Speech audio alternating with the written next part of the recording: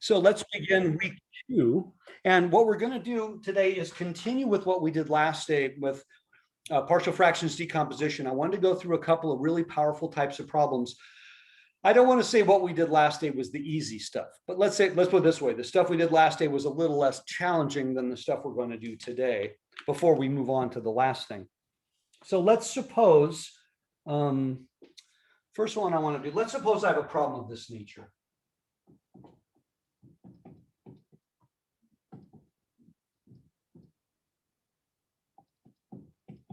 Now, in all likelihood, this is only going to come up because I have to integrate it. But the integration of the partial fractions decomposition problems is trivial. You're integrating really, really simple things. It's getting the partial fractions decomposition. Now, I didn't give you any favors here. So right off the bat, you'd say, well, I need to factor that denominator. So right off the bat, I'm going to go like this. So now, clearly, I can break it down to this, right? No. Clearly, I can do this. Why are you saying no? Well, there's so many terms at the top. Well, it's not just so many terms, but there's one particular term that kind of troubles me. Yeah, it's that the numerator is to a larger power than the denominator. Oh, and by the way, when I ask this question, there is only one universal error, and that is to go directly to the partial fractions decomposition as if the numerator were a constant or something like it. Okay, this no work, at least not yet. Anybody want to suggest what we have to do first? Factor by Can you grouping. do Not factor. By the way, long division? If the top was factorable, oh my gosh, I would rejoice. There's no partial fractions decomposition if the numerator factors and I cancel. Let's assume it doesn't cancel. Somebody said, I got to do long division. No way around it. And I mentioned this last time. You can't do any analysis whatsoever, whether it be calculus or even algebra, of a rational function, that's a quotient of polynomials, unless the degree of the numerator is smaller. So that's what the long division will take care of. So let's do that first.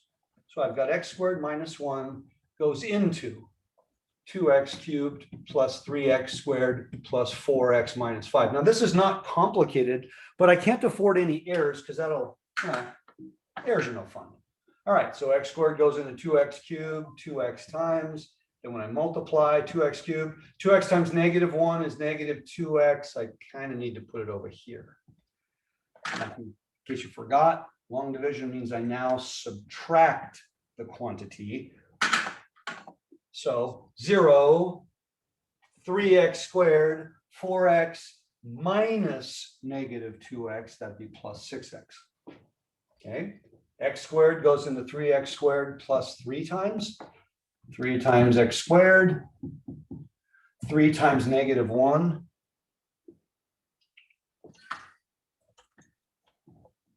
Hopefully this is how you learned it when you were algebra babies. So I bring that down. I have negative 5 minus negative 3. So that'd be negative 2. Now what? Do I keep going or am I done? I think you're done. I'm done because my remainder is now of a smaller degree than my denominator. So that means that this quantity is equal to 2x plus 3 plus 6x minus 2 over, and I'll write it in factored form. Remember, I said originally this is probably in an integral, which means I want the integral of this, which would be the same as the integral of this, but that's trivial. That's just a linear term. Yeah, it's this part that I got to work. Now I can do the partial fractions breakdown on this. Can't do it on this, but since these are equal, I'll do it on this part here. Now, how did I know I was going to get a linear term? Because the degree difference was exactly 1. Had the degree difference been 2, then I would have gotten a quadratic term, and so on. Okay, so let's start with that. I don't need this anymore.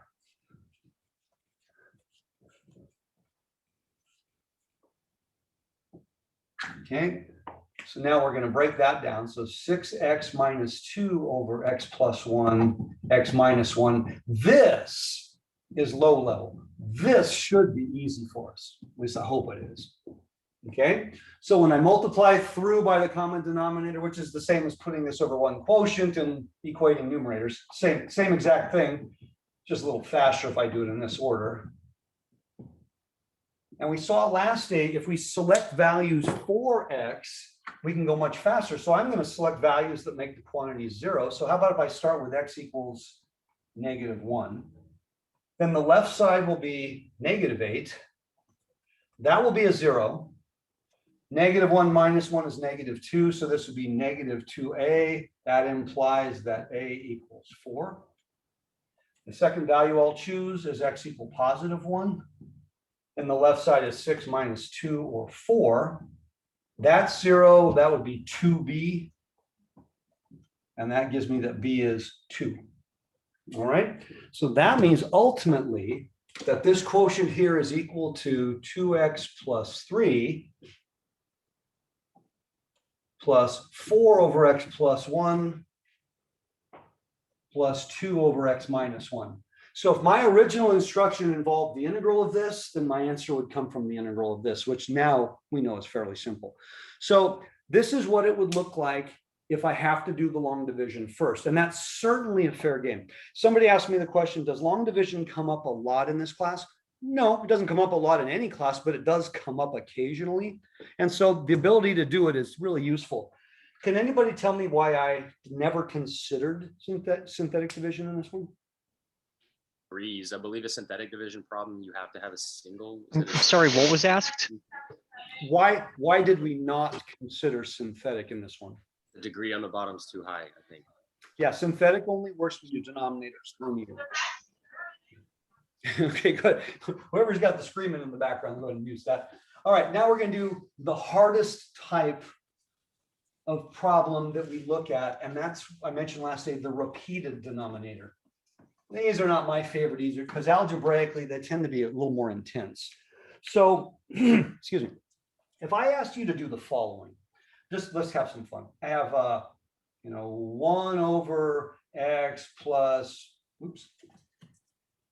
plus, let's say, 3 over x squared and minus 4 over x cubed and plus 2 over x to the 4th. I have something like this, and I would like you to make this into one quotient. Wouldn't that guy be my common denominator? In other words, wouldn't I do it like this? I think we all agree. So what I would do is I'd say, okay, I need that, I need that, I need that. So I'd have x cubed plus 3x squared plus 4x plus 2. Okay, great. So I'm starting with this. Now I made the denominator really simple. But if I wanted to go in reverse, that means I'm going to have potentially 4 terms. Now, by the way, if I started with this, do you know there's an x cubed or an x squared or an x term particularly? Do you know they're there? Maybe, maybe not, but they may be there. So when I set up my problem, I have to account for the fact they might be there. When we did the irreducible quadratic last day and we had the numerator, ax plus b, we have to allow for the possibility that I have both a linear term and a constant term, even if one of them ends up being 0. When I go backwards, what I do is I account for every possible exponent all the way down to 1. So this is called a repeated factor. But when I go in reverse, any of these could have been 0. They weren't in this case, but I have to allow for that possibility. So let's do a problem. I've written down some really cool problems. They're all really cool. All right, so here's the problem I want to look at. I have 7x squared minus 49x plus 69 over x minus 4 quantity squared times x plus 1. Okay. Now, this doesn't look much different from what we already did, except for the fact that I have an exponent now. So what that means when I do my partial fractions decomposition, I know one of my denominators is going to have to be x minus 4 quantity squared. But what you do is you include every exponent smaller than that all the way down to 1, meaning I'm going to have a denominator with a squared and a first power. Let's say, that was 5th power. Then I'd have to have a 5th, a 4th, a 3rd, a 2nd, and a first power as possible results. It doesn't mean I'm going to get them all, but it means they potentially could be there. So when we do the partial fractions decomposition on this one, we're going to break it like this. I have the potential of x minus 4. I have the potential of x minus 4 squared, and I have the potential of x plus 1. These are my possible denominators. And I have to include both of these because they both may occur in the answer. I don't go any higher though. Now, what about my numerators? Well, x minus 4 quantity squared, and x plus 1 are all linear factors. This exponent doesn't change the fact that that's linear. That's not a quadratic factor. It's an x minus 4. I just happen to repeat it. So the linear factors, remember, always got constant numerators no matter what. So I'm going to do A, B, C. You say, well, shouldn't this be bx plus c? No, it shouldn't. Because if that were true, then what would happen, just for fun, what would happen if I had this, I had this, I had this, and I kept going. Would you have a quadratic numerator and then the next one a cubic numerator and so on? No. Nope. The only numerators that are possible are constants or linear. Linear comes from irreducible quadratics. Constants comes from linear. My factors are still linear. The fact that I have a power just means it's repeated, but it's still linear. So these are the only things I have to concern myself with. So when I multiply through, now here's where you got to be very careful algebraically. I'm going to multiply through by all of this. What's that going to leave me with for this term? That would be x minus 4 and x plus 1. Good. I have an x minus 4. How about the next one? Just x plus 1. Just x plus 1. Beautiful. And how about the last one? X minus 4 squared. And that one I need to square. Now, I haven't done any math, but if I translate this part right here incorrectly, the whole thing's going to come, crashing down, dumpster fire, the whole works. Now, I need to pick 3 values because I have 3 unknowns, but I don't have 3 different values to choose. But we ran into something similar to this last day. What would be a really good starting point? -1. Okay, let's start with -1. When x is -1, that's 7 plus 49, that'd be 56, plus 69, that'd be 125. 0, 0, -1 minus 4, that's -5, but I'm going to square it, so that's positive 25c. Ooh, I like that. That gives me c is 5. I can deal with that. All right. Well, I think the next one's automatic. What should my next choice be? 4. 4. Now I have 7 times 4 squared. I had a calculator here. Where's that calculator? Huh. Oh, here it That's is. 112. Okay. I can do this in my head, but I don't want to lose anybody. So 7 times 16 minus 49 times, oops, try turning it on. Okay, 7 times 16 minus 49 times 4 plus 69. And that is -15, 0, 0, x was 4, so that's 5b. And that would give me b is -3. Now, there is no other real number that I can choose that will eliminate a term. But because I've already got the b and the c and I only need a. Try x equals 0. How about 0? Yeah, by the way, 0 to me is the ultimate no-brainer. If I haven't already used 0, I'm always going to use 0. I'm going to make less algebra errors when I insert a 0 than any other number. I'm pretty sure you're the same way. So the left side would be a 69. The right side would be 0 minus 4, 0 plus 1. That's -4 times a. 1 times b, 0 minus 4, so -4, and I'm going to square it, so that's 16 times c. Okay, so I've got 80, that's 77. So if I throw that to the other side, I'd have -8 equals -4a, or a is +2. Beautiful. That means the partial fractions breakdown for this problem here, I'll use a different color here. All right, heck, I'll just write it up here. I'll put them right here. Now we know what it is. So the answer is 5. So -3 and +2. If I did that correctly. Now, if the question was, what's the antiderivative of this? Then my answer is the antiderivative of this, which is absolutely trivial. Okay, so I said this was the worst one. You're going, well, that didn't seem that bad. Yeah, it didn't seem that bad for one really, really simple reason. Only had one. It was power squared. Yeah. What if that was a 3 or a 4? What if that was a larger value? Do you agree? First of all, I'd have a lot more terms because I have to have all the way down to the first power. But this step here where we picked any random number and it worked beautifully, I would still have multiple unknowns. In other words, I'll make another. If that was a power, let's say 4 or 5 or 6, you're not doing this without a high-powered matrix. Not possible. It would require math that you may or may not even know how to do. And therein lies the rub. It is possible that you could have large exponent problems. So I'm going to show you how to do a large exponent problem. And this is not in any of the textbooks until later. This is a common problem that comes up in differential equations. And so you have to have the ability to solve this one. So I'm going to make it simple. I'm not going to make it complicated because it's how we solve it. It's not about what's the answer. It's how we attack it. So let me start with something relatively simple.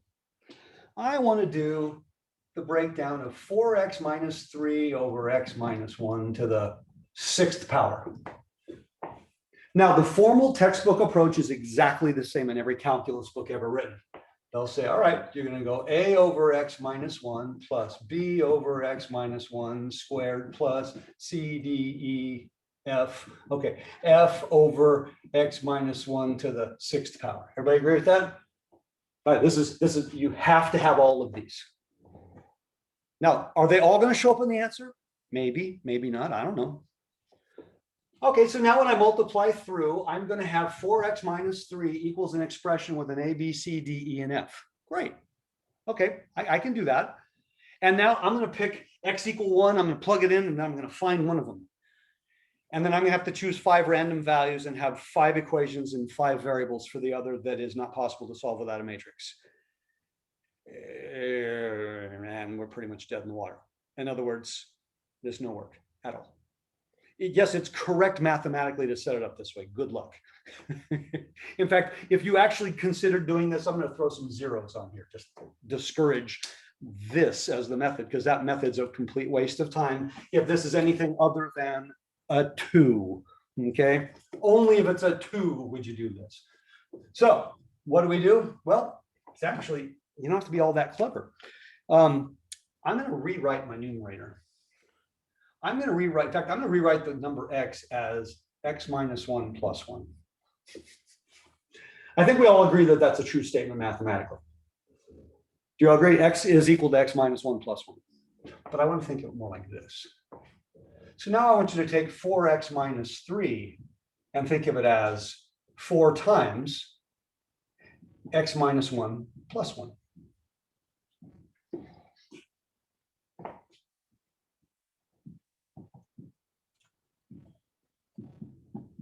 I'm breaking it down really slowly. Do you agree that this is the same thing? Everybody cool with that?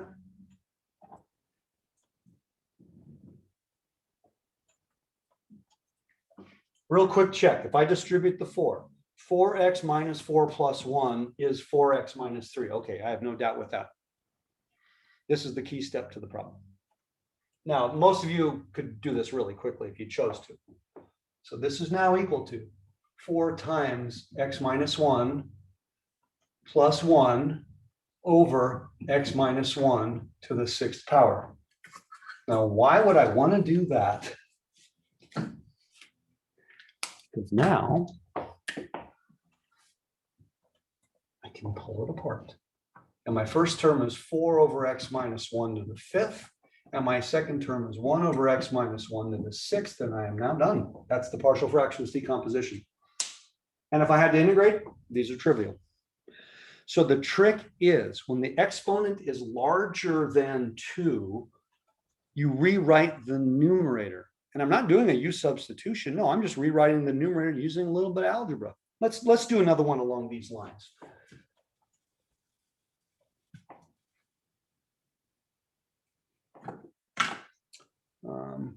I've got, let's say, I don't know, x squared over x plus 3 to the, how about bazillion, all right, to the bazillionth power.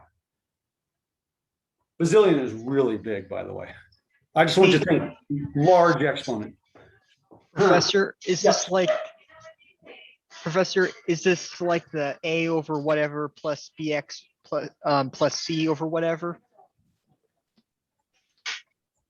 Is this, I'm sorry, is this the same way we just did it a moment ago? Is that what you mean? Like I saw something on the internet where it showed basically what we're doing, except it's when it had a higher polynomial denominator, it wrote it as a over, say, x minus 1 plus bx plus c over, say, x minus 1 squared.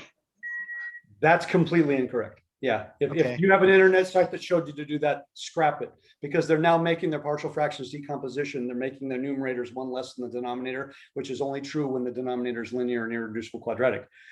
I'm going to have an infinitely large thing with a big, yeah. If they're putting bx plus c over a repeated factor in the denominator, that's 100% incorrect.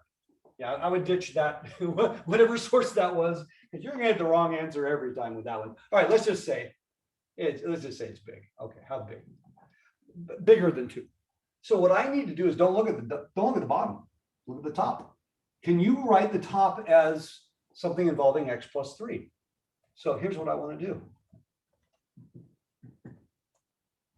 Is that true or false? Stare at that for a minute. True.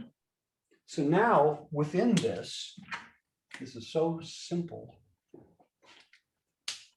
A minus b quantity squared. This is, think of this now as squaring a binomial. It's a minus b quantity squared, which means it's going to be x plus 3 squared times 2 times this, that'd be minus 6. And I'm going to leave it as x minus 3 plus this squared.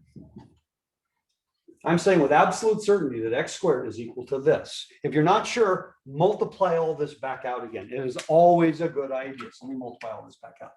X squared plus 6x plus 9 minus 6x minus 18 plus 9. Okay, got it. So now this just became x plus 3 squared minus 6 times x plus 3 plus 9 over x plus 3 to my really big power. And just like the last problem, what I will now do, I will break it up into 3 quotients and the x minus 3's will cancel. And I end up with 3 very, very simple terms to integrate. Kind of cool, isn't it? Now, this is exceptional. You can only do this in this scenario. You have a repeated factor, particularly with a high exponent.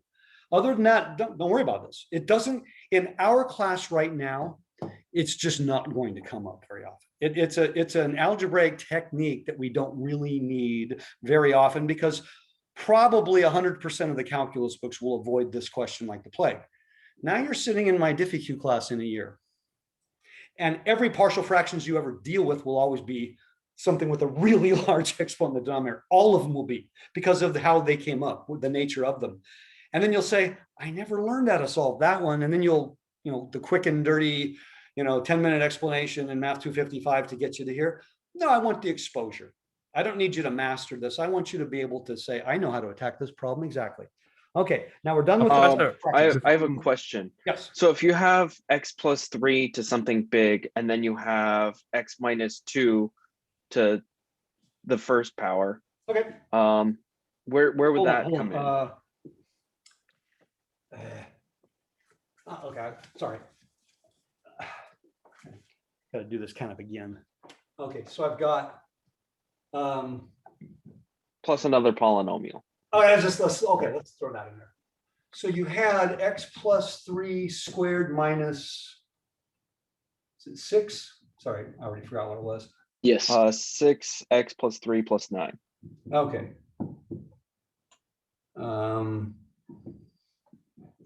What do? You still break it up. You still break it up because then what's going to happen is you're going to have smaller terms at the next level. Now, depending on how big it was originally, you might end up with something small enough here that a simple partial fractions decomposition now would be in order. So again, I said think big for a moment, but this becomes I hate to say it, but it becomes a process you can do multiple times. Now, if I did this, it would break up into 3 problems.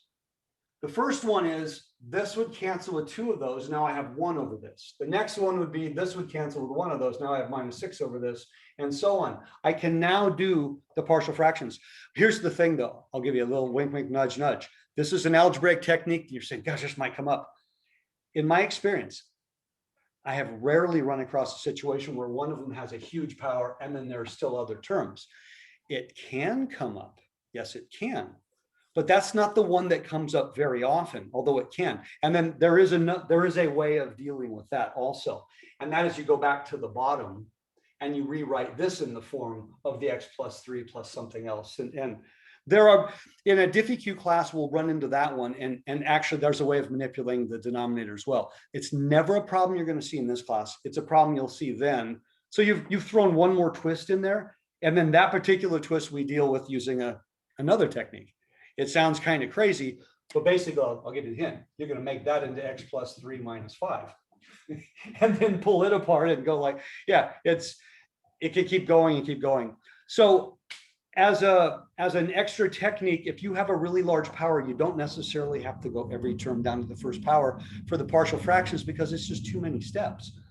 Okay. Now, the next thing we're going to do is kind of there's a little bit of theory behind it first. Professor, before we go, Yes. when we had that last example, when it was like on the numerator x plus 3 squared over x plus 3 To a power. to the power of whatever, when you take out 2, when you take out the 2 takes 2 from the bottom and we end up with 1 over that, is that the one? Does that mean that's the A? That's the Well, I have a reduced quotient at that point. Okay. What you're doing is the original problem had an x squared on top. You're going to break it up into smaller problems, all of them having constants on top, which you actually would prefer in a partial fractions breakdown. Because if I have a constant on top, there's other things I can actually do. Again, I'm going to walk away from that one because that's not a problem you're actually going to see in your textbooks in general. Right, the complicated one. In the textbooks in general, they'll pretty much always limit it to a power of 2 in the denominator. But the question comes up, what if the power is larger than 2? What if the power is 3? Then what I'm showing you always works and you can always whittle it down into something more manageable. That's kind of the idea. Now, let's consider a very specific type of quotient. I am considering a quotient where the denominator is quadratic, very, very specifically quadratic. So I have something of the form, let's say, I'm going to give you as generic as I can possibly get. So my denominator is ax squared plus bx plus c.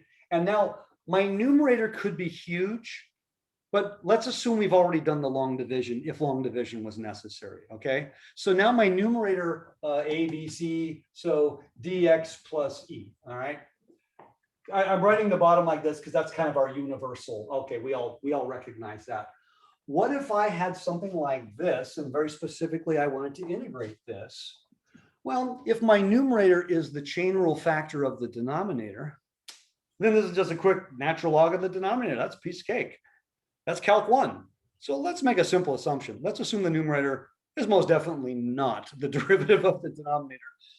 I don't have any algebraic techniques to do this one, or do I? Actually, we do. The first step, believe it or not, is always to get rid of the lead coefficient. I need this to be a 1. And now what the textbooks automatically do, every problem of this nature, they just automatically make that a 1. How do I make this a 1? In general, if that wasn't a 1. Multiply by a. Yeah. Not by, but I would do this. Now, the reason Yes. the reason we don't dwell on this is more often than not, I'm going to have fractions all over the place. And right off the bat, the fractions all over the place slow us down and create other issues. It has no effect on the technique I'm going to apply, just the ugliness of the numbers I'm going to use. So when we're attacking this problem, we're going to start off with a 1 times x squared every time, just so we don't we don't get lost on the fractional part, because that doesn't make any difference. But you all know if you had to factor something in general and you saw fractions, you might still be able to factor, but those fractions just kind of mess you up mentally.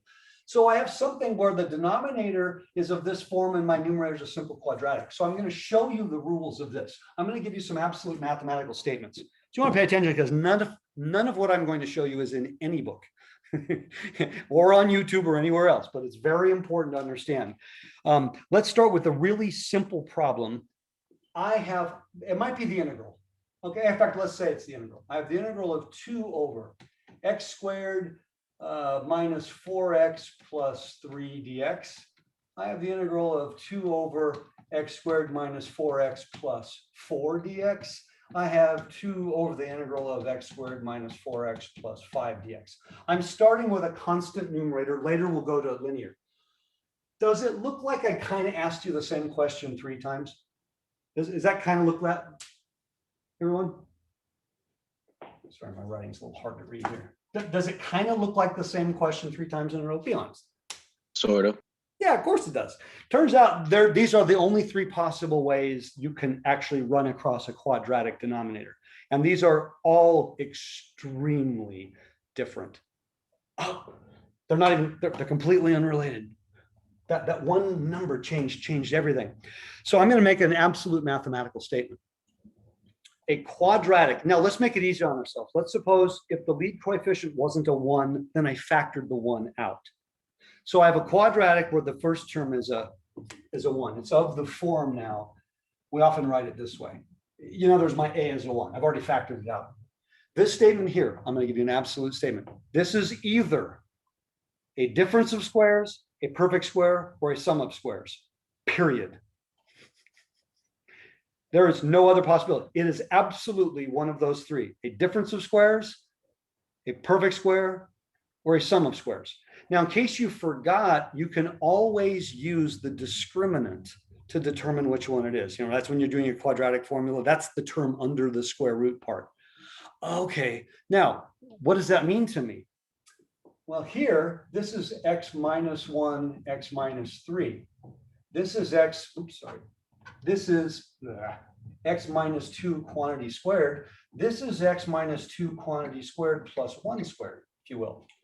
This one's a sum of squares. This is a perfect square. I'm claiming this is a difference of squares. Well, but I just factored it. How is it a difference of squares? Well, x minus 2 quantity squared plus 1 squared, just x minus 2 quantity squared. So this one must be x minus 2 quantity squared minus 1 squared. That's what it actually is. None of us would write it like that, but that's what it is. So, okay. Factoring a difference of squares, it factors as the product of the conjugates. So this would be x minus 2 plus 1 times x minus 2 minus 1. And there's my factors right there. So if I give you a quadratic denominator, if it's a difference of squares, then it's factorable. And if it's factorable, you would use a partial fractions decomposition on it. I think we all agree with that. If it's a perfect square, that's my favorite one. That's absolutely the easiest one. I don't have to do anything. I can just give you the antiderivative of that one. It's the one that's the sum of squares we're going to dwell on today, because that's the only one we've never done.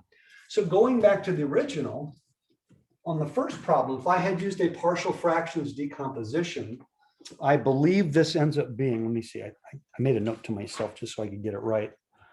I believe it ends up being 1 over x minus 1 plus 1 over x minus, oh, did I do that right? Hold on. Where's it minus? Hold on. I think it's minus, sorry. Do I have it backwards? Shoot, I did this earlier just so I wouldn't mess it up. I think I just messed it up. Oh, it's because I put, hold on. No, that's okay, never mind. I'll just write it A over and B over. Okay, I'll be lazy. We know that's an easy one. This one here, it's of the form 2 over x minus 2 quantity squared dx. And the antiderivative of this is just going to be negative 2 over x minus 2. Think of that as being to the negative 2 power. But this one, what does this look like? Do we have any formulas that look like this? Do we have any antiderivative? Yes, Which one is that one? it's the secant squared. Tangent, sorry. I Keep going. Tangent's in there. Inverse Good. tan. Inverse tan, good. This is 1 over a inverse tan 1 over a times u plus c. But that's a formula that we know. Oh, okay. So if you will, that's my u, that's my a. So the answer to this question is just simply inverse tan of x minus 2. That's it. Oh, okay. Because of the 1. This is the only one we don't have a lot of experience with. So if I have a quadratic denominator, there's 3 possibilities. One is that my denominator is factorable because it technically is a difference of squares. And if the denominator, a quadratic denominator, is factorable, it means I have 2 linear factors. Isn't that what we've been doing the last 2 days? That's partial fractions decomposition. If my denominator is a perfect square, which is my favorite because that's the easiest one, I don't need to do any technique whatsoever. That's the one you're probably going to see the least often, by the way. It's the only true gimme. Or my denominator is a sum of squares, in which case the answer is going to be an inverse tan. So that's the one I want to start with today. I want to kind of get used to how to attack that one. Now, the question is, how do I even know if my denominator is a sum or a difference of squares?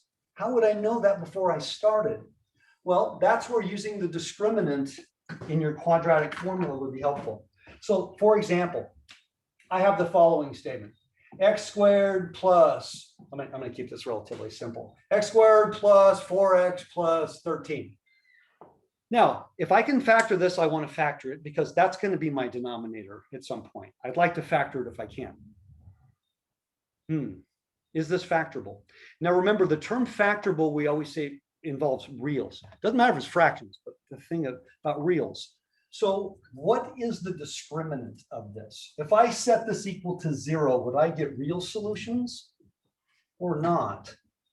Remember the discriminant. The discriminant is the b squared minus 4ac part in your quadratic. So in this case, my discriminant would be 4 squared minus 4 times 1 times 13, which is 16 minus 52 or negative 36. That's less than 0. Let's go back to baby algebra. What is the answer to this? We know the answer is x equals negative b plus or minus, right? This part right here. In fact, I'm just going to generically write it for AC. In fact, I'm going to go a step further. Let me do the most generic version. Everybody remembers this. How do you know whether you have real solutions or not? Well, you go back to the discriminant. The discriminant has 3 possibilities. And again, this is remedial algebra that we are going to use in calculus on a regular basis. So I need you to know this. B squared minus 4ac, not its square root, but the quantity itself has only 3 possibilities. It's greater than 0, it equals 0, it's less than 0. If it's greater than 0, then I have 2 real roots because I'm adding and subtracting the same thing. If it equals 0, then I have 1 repeated root. That means I had a perfect square. That's where the perfect square comes from.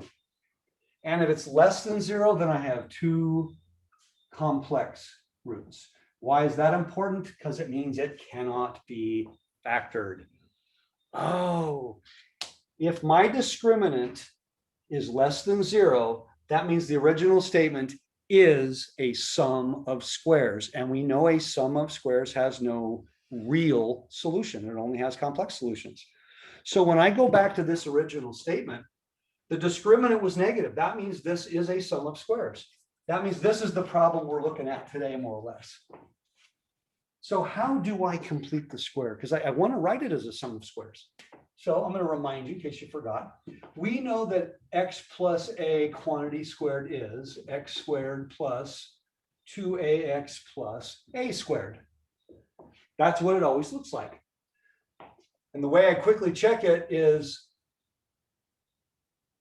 that number must always be twice as big as that one. Let's do a really simple one. If I have something like this, I have x squared plus 10x. What would I have to add to make this a perfect square? 25. And where did you get 25? Half of 10 squared. Good. So what you do is you say, there's actually an order of things. You would actually start by take half that number, and then what goes here is the square. You always complete the square in the same order. You take half of the coefficient, then square it. Rather than try to figure out what that number is, figure out that number and then write it. Oh, okay, so this is going to be x plus what? Well, the first thing I'm going to do is I'm going to rewrite it like this. There. I'm going to get the 13 out of the way because it doesn't do me any good. The 13 has nothing to do with my completing the square. That's the only thing I care about. So what's going to go here? 2. So plus blank, what's going to go here? 4.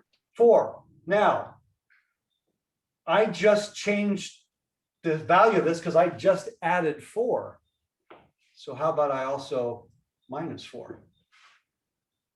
X squared plus 4x plus 4 minus 4 plus 13. That's what I originally started with. But this is plus 9. So x plus 2 quantity squared plus 9 is my original statement. So this is trivial, but a lot of us, we're a little rusty on this. So completing the square is pretty simple. So here's where the problem actually is going to come from. Here's the question I'm going to ask you to do.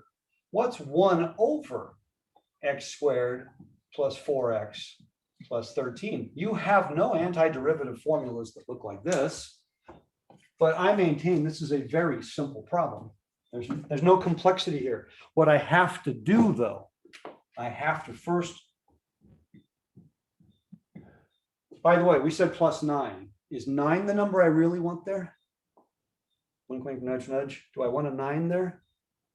What do I want here? Not 9, but 3 another way of squared. saying it, 3 3 squared. Why do I want 3 squared and not 9? Because a squared plus u squared. Because it's in the form something plus a squared. So a, in this case, 3 is what shows up in the answer. There's no 9 in my answer. There's a 3. Oh, so whether you write 3 squared or you see it as 3 squared, you can't see the 9. You got to see the 3 squared because it's the 3. So my answer is an inverse tan. Inverse tan, and ultimately there's an x plus 2. Where does the 3 show up? Shows up twice. Shows up here. And the 1 over a. 1/3, and then And it shows up here. 1/3. But I would not distribute there, by the way. I think it's easier because if I want to differentiate, that's easier. Now, was this hard? No. The only thing I had to do is complete the square. And the best part is if I have a quadratic denominator that is a sum of squares, my answer is always inverse tan. Because if it's a sum of squares, it's always of the form a squared plus u squared. Always, if it's a sum of squares. So there's no work other than this. And I can go directly. There's no substitution necessary because your chain rule factor would be a 1. Oh, okay, that was pretty easy. Now let's try another one. There's a harder version, but let's do the easier ones first. So now I've got, let's take something that's not so nice. How about I've got 7 over x squared minus 5x plus, something truly horrible. How about 13?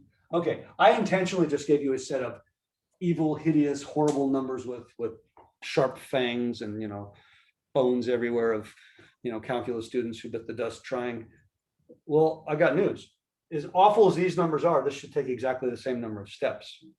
I'm not going to have a happy answer in that I have all these happy rational numbers. No, I'm going to have icky numbers. But the process is exactly the same. So first thing we're going to do is complete the square. I intentionally chose something terrible. So I've got x squared minus 5x. Oh, I used 13. Oh, okay. I didn't realize I used the same 13. I purposely picked a prime number. So this is going to be x minus what squared? 5 halves. X minus 5 halves. So now I'm going to add what? In fact, I'm going to write like 25 over 4. 25 over 4. 25 over 4. 13 is 52 over 4. So this would be what, 27 over 4. You all agree with that? That's pretty nasty. That's pretty nasty. Can I write 27 over 4 as a perfect square? Might make my life Sure. easier later. Well, certainly be something over 2. What's the square root of 27? Square root of 27. Well, does it reduce? I Three could leave red it three. at 27. I can leave it as square root of 27. 3 That's square also- root of 3. 3 root of 3. Yeah, that's a little better maybe. Okay, do we all agree with that? So I've just done the complete the square. So the first thing I'm gonna do is I'm gonna rewrite this. I'm gonna put the 7 in front because I don't want this in any way to mess with my ability to integrate.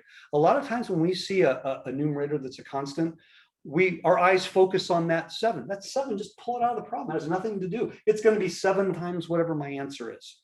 That's all that 7 is gonna do. I'm gonna rewrite this now as x minus 5 halves squared plus 3 root 3 over 2 squared dx. I think we agree that's pretty awful looking. That's just horrible. My answer is going to be, if I can squeeze it in here.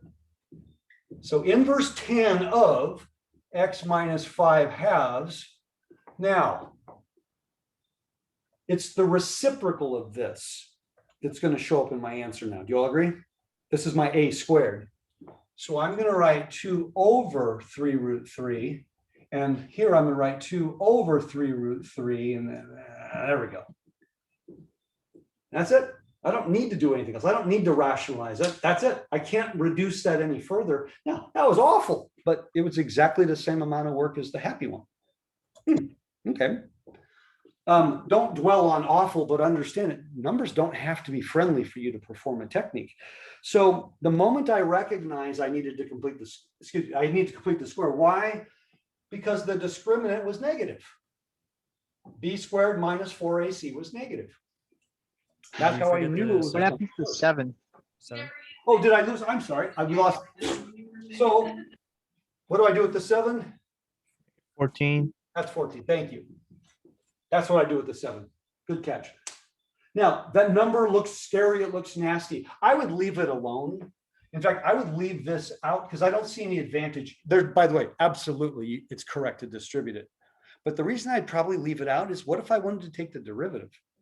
I think it'd be easier to take the derivative in its current form than it would be some others. But it's any version of that. You know, you decide to make that one big quotient. As long as your algebra is correct, it doesn't matter. I usually stop with my first answer unless there's an obvious simplification. So all of this is just working out beautifully so far. There is a case we haven't considered. Anybody know what that case is? We have nice, happy, constant numerators with our quadratic denominator. The square roots. Not square root, no, that's the numbers. What if my numerator has an x on top? What if, in other words, what if my numerator is linear rather than constant? When my numerator is constant and my denominator is the sum of squares, the answer is inverse tan, and I'm done. It quite literally is a one-step problem. So let's throw the what if. What if the numerator is something a little more complicated? So let's do x squared. How about plus 6x? Let's go happy. Let's say plus 25. And my numerator is 2x minus 3. Now, if life was good, what would my numerator be? If, you know, the Publishers Clearinghouse is also going to deliver that, 6-foot-long check to me later on today. What would, if life worked out perfectly, what would my numerator look like? Anybody? 2x minus 3 times something. What would my No, numerator look x like? minus 3 or x plus 3. If this is my denominator, what would my perfect numerator be?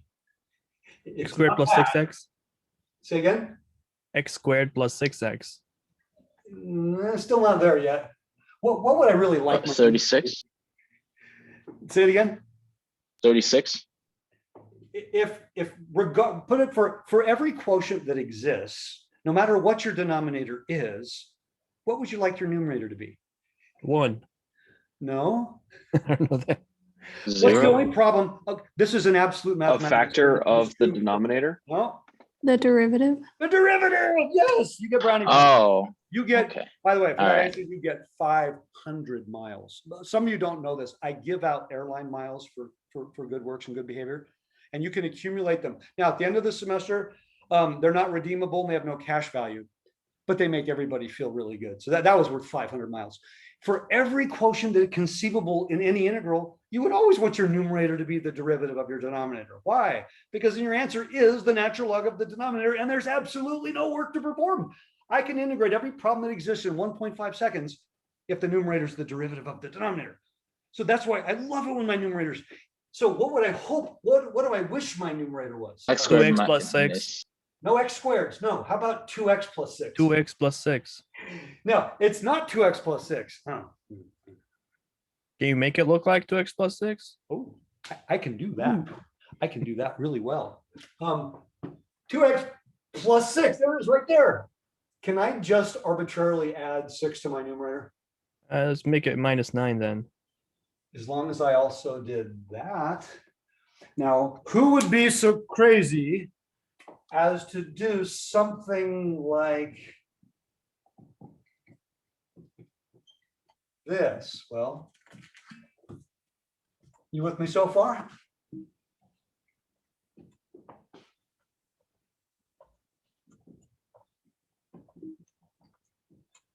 What did you just say? It was in -9? Yeah. Could I do this just to make less confusing? Now stare at what we have now. We haven't, by the way, we've done no calculus so far. I've got this quantity plus this quantity. They have the same denominator. So I remember the integral of the sum is the sum of the integrals, so that you can always pull it apart. 2x plus 6 minus 9. Okay. Do you agree that the original problem is equal to these two sums? Is everybody okay with that? Yes, Now, by the way, which is the harder part, the left or the right? the right, Yeah, because what's the left? it's natural log of.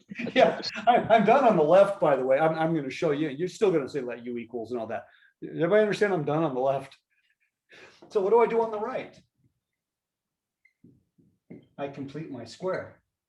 Oh, so the right side is exactly what we've just been practicing. We've been practicing this one.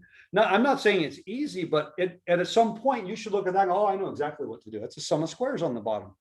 So what's the answer to the right side? Well, it's going to involve inverse tan of x plus 3. How about the 4? Shows up there. And by the way, you actually do need the extra set of brackets. Where else does it show up? In the front, But I already had times the another one. -9. So 9/4. Okay, now what? We're done. Wait a minute. There's no antiderivative formula for this, yet we integrated it. You're right. There is no antiderivative formula for this. There was no antiderivative formula for any problem that you used a trig substitution on. There's no antiderivative formula for any problem you did a partial fractions decomposition. You performed a technique to break it into smaller problems where you could integrate those. You cannot integrate that, but you can integrate both of these, and therein lies the goal. So we're going to do a few of these. This is basically just referred to integrals with denominators of quadratic form. That's the loose general overall topic. Unfortunately, 3 times not fast. every textbook has this in it. Question? I was saying, say that 3 times fast. No, the candelabra of parabolas. You see that one? That's the new drunk test, just so you know. Remember we did one of those the other day with diffie-qs? Yeah, that's a tough one. Okay. Professor, Yes. shouldn't be the natural log should be an absolute value? Yes. Or- Yes. X Keep squared. going.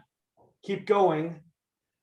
Isn't this denominator the same as this denominator? Yes, it Yes. is. And There's tell me gonna be about this no- denominator. It is a, Oh, So No, it's keep going. positive. it is a Yeah. sum of squares, therefore. keep it's always going. positive. It's always positive. Would it be wrong to put this in absolute value? Would that be wrong? No, No. No. So if you're not sure, put it.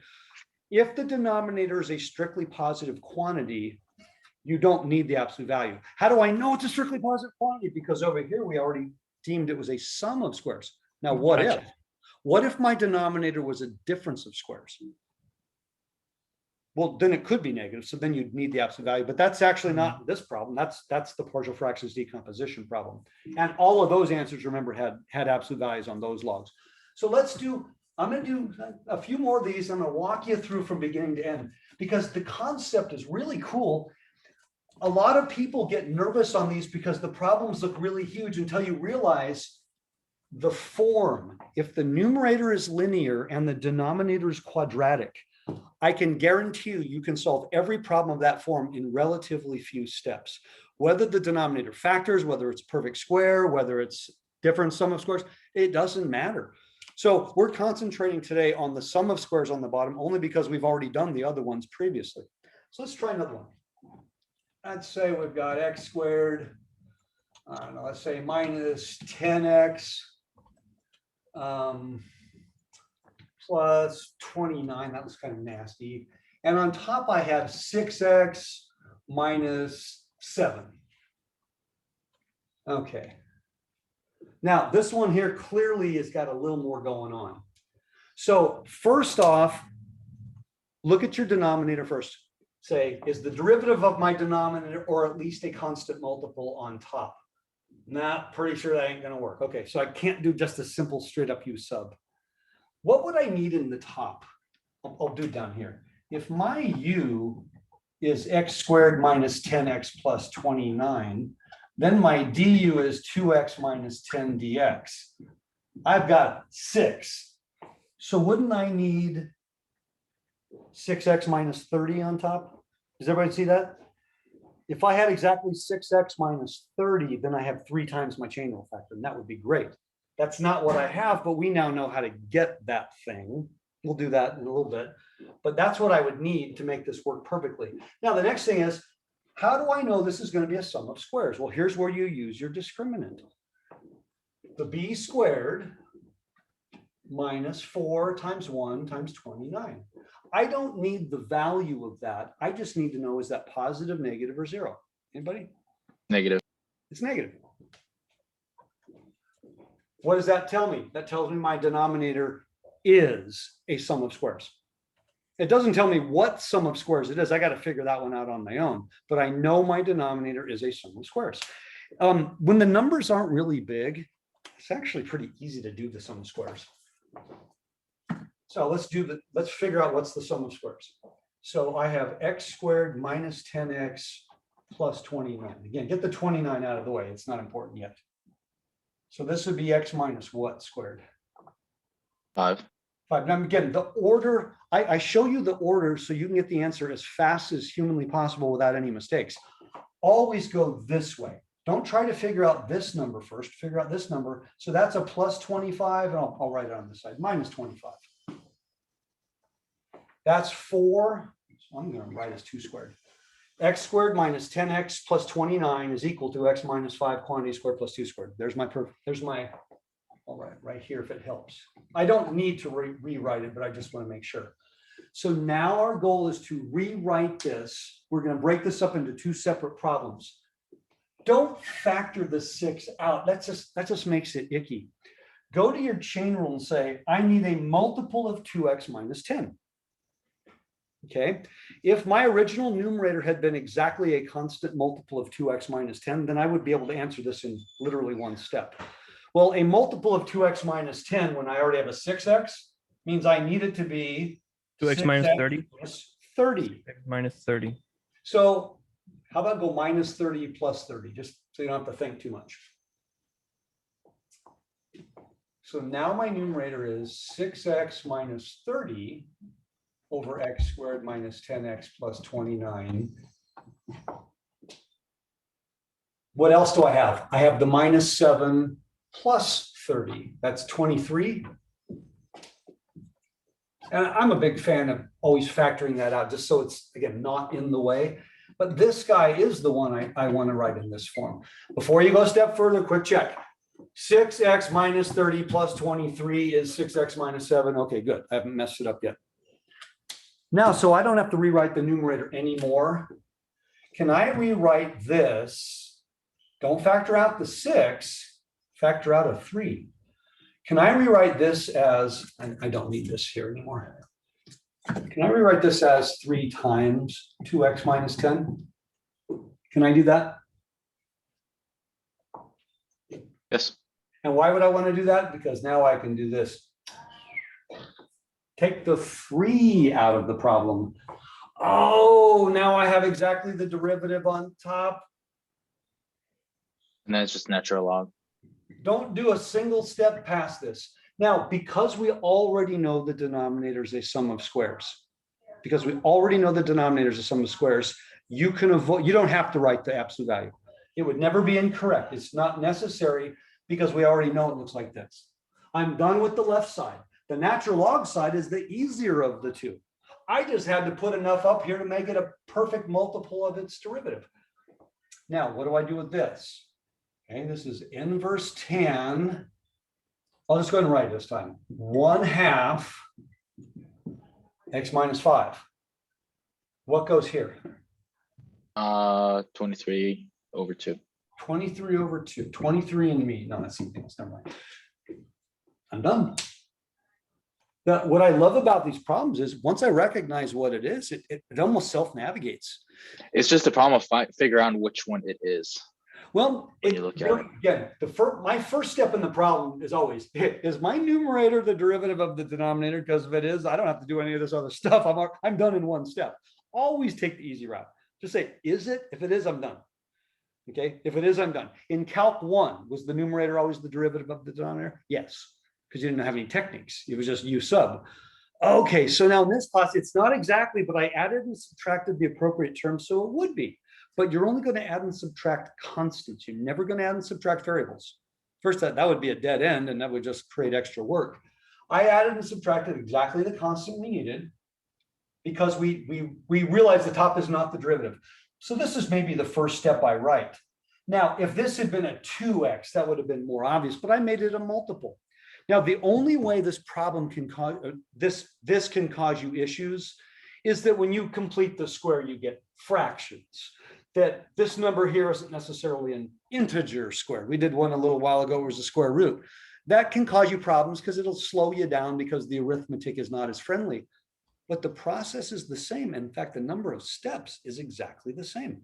So this is it's not quite an algorithm. It's not like you can just close your eyes and plug and chug. But if my denominator is quadratic, then you have to ask yourself, okay, is it a difference of squares, a perfect square, a sum of squares? Obviously, these are all the same. They're all going to be sums of squares. But now when you sit down and you're preparing for an exam, we've done problems where the denominator was factorable. That's the partial fractions decomposition problem. Oh, so I have to be able to do them both. So now I'm going to take a step back. I'm going to take a step back.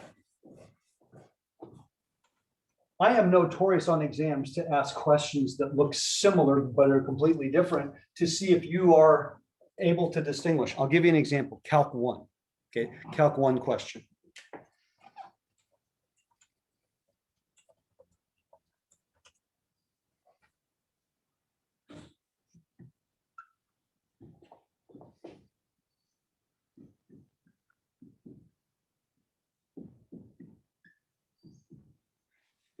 These are two completely different questions. Is it safe to say they look similar? Yes. These would be questions I would put on my Calc 1 integration test, which is generally the third test, or do all integrals.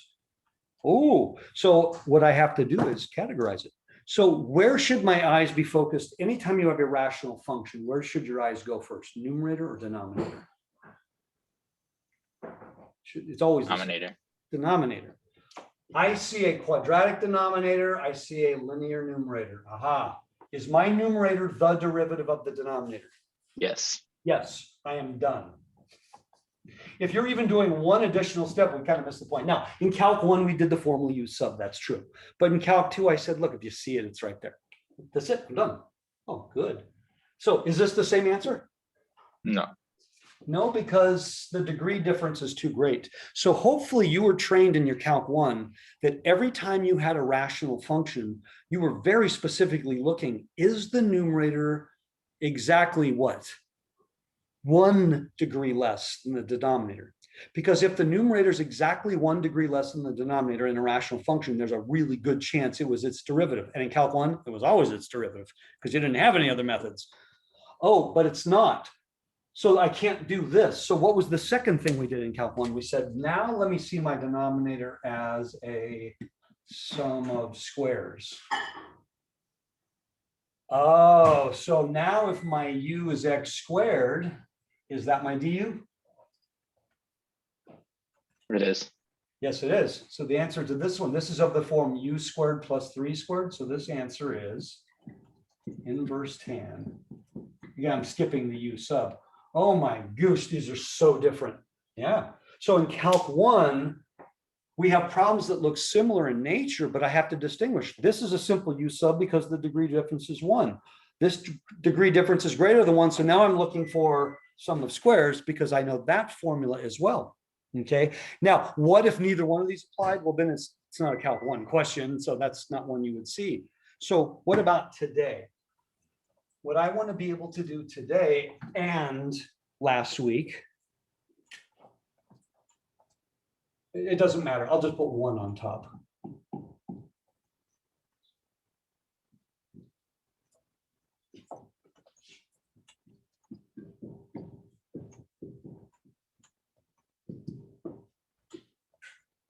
These are problems that I would hope after today, all of you are very comfortable doing. And again, they look like the same question almost, except the first one is factorable. So how am I going to do the first one, everyone?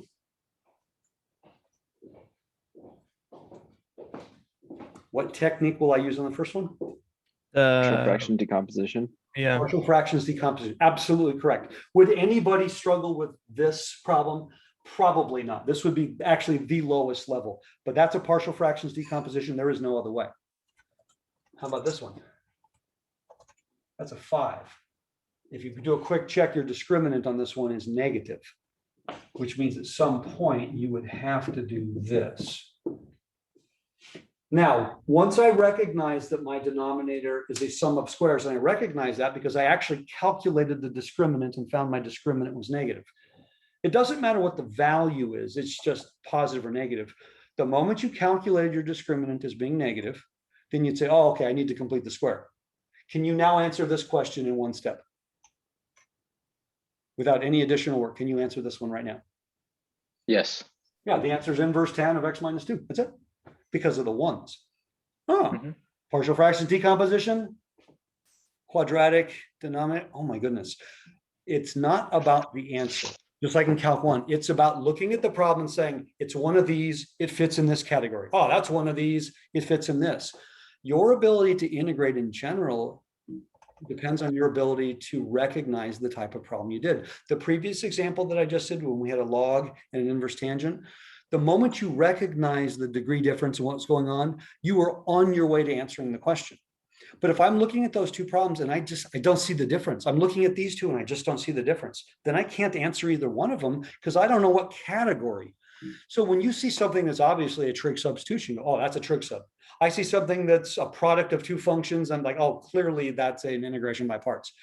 The moment you do that, you're like halfway there. You haven't even started the problem, but you know exactly what technique to apply. It's when you can't categorize or distinguish that you're in trouble. And that, again, that's just sheer practice. The ability, I've done enough problems that I know exactly how to look at each one of these.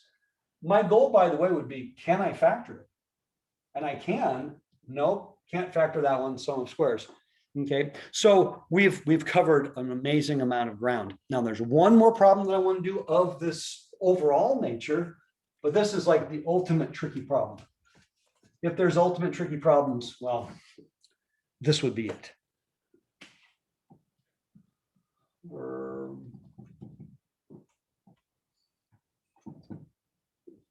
Oh man. Well, that just took all the wind out of my sails. Can I try a trig substitution? Yeah, you can try one. You're not going to get anywhere. I got a 4x. If that were 4 minus x squared, oh, life would be good. No, there isn't a technique that we have learned in the past. Wait, actually, there is a technique we've learned in the past, like the last hour. See, look under the root. Isn't that a quadratic? It's not a sum. Don't think sum or difference of squares, but think it is a quadratic. And how did we do all the sum of squares? We started by completing the square. So why don't I try completing the square on the quadratic? Forget the root for a moment. Just look at the quadratic. Now, there's only one rule, and it is a rule. When it comes to completing the square, when you have a quadratic, you can only complete the square if the lead coefficient is what? Positive.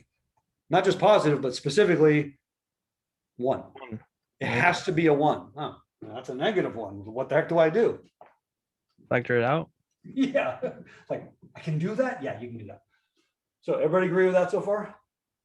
So -1 times x squared minus 4x, I'll put plus blank.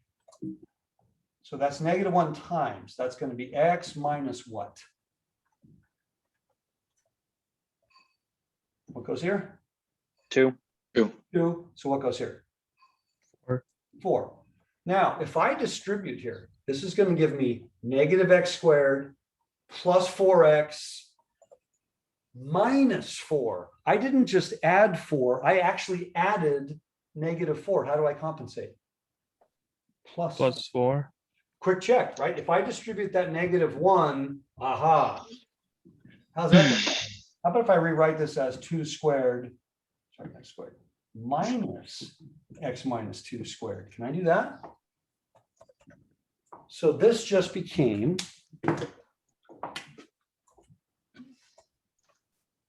And Professor, that's all times -1, correct? Done. -1 only times this part. Oh, my bad. And then you switched it back around. Cool, cool. So what did I do? It's Yep, yep, negative thing plus 4. I wrote it as 4 minus thing Mhm. because now it looks like something. By the way, that was a good catch. If that negative is going to mess things up, double check. If all else fails, if I distribute this after I multiply it all out, I should get this back again. Okay. Isn't this of the form a squared minus u squared under the root? Oops, sorry, there's a squared here. Do I know any antiderivative formulas that look like 1 over root a squared minus u squared? Is that a calc one? Isn't that inverse sine? Inverse sine. Exactly. Do I have to do any more work? No, I can now give the answer because it's exactly the form of the inverse sine. So it's going to be inverse sine x minus 2. What do I do with the 2? Does it show up here? 1 over 2. 1 over 2. Does it show up here? Yeah. Wait. Sure. Actually, inverse sine was the exception. It's just this. Inverse tan, inverse secant, both got the 1 over a in front, if you remember, but inverse sine didn't, which is why inverse sine often is the most missed of the 3, because that definitely goes there. No question. The question was, does it go here also? It did an inverse tan, it did an inverse secant, it doesn't an inverse sine. So the only error I ever see on this question is the additional half in front. It's not a, it's not a deal breaker completely, but it's an incorrect answer. So this thing here, which looked absolutely impossible, ends up being inverse sine. How would I have ever known that? Because this was quadratic, but it wasn't in the form of a sum or difference of squares yet. We had to complete the square. Turns out this is actually a difference of squares. By the way, no trig substitution was necessary on this one. Had I done a trig substitution, I may have gotten the right answer, but the question is, with something that looks like this, what substitution would you have made? Because if I had said let x be sine theta, for example, that wouldn't have helped. I wouldn't have got something I could deal with. So that's not a trig sub. That's a complete the square. Crazy. All right, this is exactly where we need to be. So where we are overall, real quick, so I'm looking at my schedule. There are 7 lectures on the first test. We've now gone through 6 of them. We have one more session tomorrow that's identified as miscellaneous substitutions. It's kind of like all of the rest of the questions you may run into. There are right now 3 major techniques, okay? Parts, trig sub, partial fractions decomposition. They are the big three. Those are the three you see the most often as you go through calculus, but they're not the only three, obviously, right? Things that are trig-ish in nature, like the quiz you just turned in, things that are quadratic denominators in nature. Some of the substitutions we look at next day, you'll say, oh, okay, you know, I've done these kind of substitutions before, but they're more minor techniques. They don't come up quite as often.